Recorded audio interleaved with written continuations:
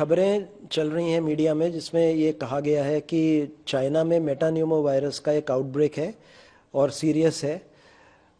हमें ऐसा नहीं लगता इन द सेंस कि यहाँ पे मेटान्यूमो वायरस एक नॉर्मल रेस्पिरेटरी वायरस है जो जुकाम जैसे बीमारी करता है, या कुछ लोगों में फ्लू जैसे सिम्टम्स हो सकते हैं, खासकर जो बहुत बूढ़े लोग हैं या बहुत 1 साल से कम उम्र के बच्चे हैं।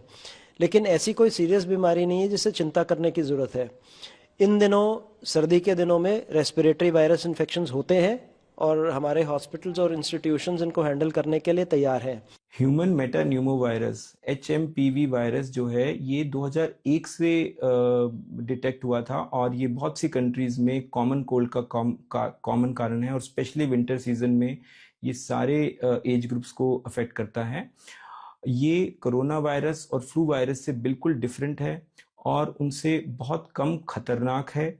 इससे मेनली सांस के ऊपरी रास्ते में जुकाम, नाक बहना, फीवर, खांसी या गला खराब के लक्षण होते हैं। रेयरली बच्चों में जिनकी उम्र 5 साल से कम है या बुजुर्गों में जिनकी उम्र 60 साल से ज़्यादा है या फिर जिनकी भी प्रतिरोधक शक्ति कम है, उनको ये सीरियस बीमारी जैसे निमोनिया और डेथ का कारण बन सकता है। अदरवाइज ये बहुत ही कॉमन वायरस है और इससे डरने की बिल्कुल जरूरत नहीं है। तो जो भी हमारी गवर्नमेंट बॉडीज हैं उनकी तरफ से अभी ऐसा कोई सर्कुलर या नोटिस कोई जारी नहीं हुआ है कि ये कोई हमारे देश के लिए अभी इमीडिएट कोई थ्रेट है। लेकिन अपने लेवल पे हमें क्या सावधानियां बरतनी है कि हम इस वायरस से या इस तरह के रेस्पिरेटरी वायरस से अपना बचाव कर सकें। तो सबसे जरूरी जो चीज होती है वो होती है हैंड वॉशिंग।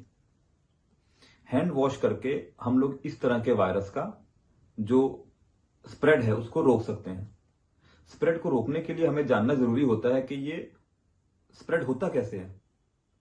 तो बाकी रेस्पिरेटरी वायरसेस की तरह जैसे कि कोरोना वायरस था, ये ड्रॉपलेट इन्फेक्शन से, जैसे कि अगर मैं खांसता हूं या हम छींकते हैं तो जो हमारा ड्रॉपलेट निकलता है उससे स्प्रेड करते हैं। तो खांसते वक्त हमें ध्यान रखना है कि अपना मुंह को ढक के रखें। दूसरी चीज, खांसते वक्त मान लीजिए आपने हाथ से मुंह को ढका है और उसके बाद वही हाथ आपने कहीं टेबल पे या डोर नॉब पे अगर आपने उस हाथ से टच किया है तो वहां से कोई दूसरा आदमी उसको पिक कर सकता है अगर वो वहां छूता है और फिर उसके बाद वो अपने मुंह पे या नाक पे हाथ लगाता है। तो इस तरह से ये वायरस स्प्रेड होता है। तो अपने हाथों को रेगुलरली वॉश करके, सही तरीके से वॉश करके हम लोग इसके स्प्रेड को रोक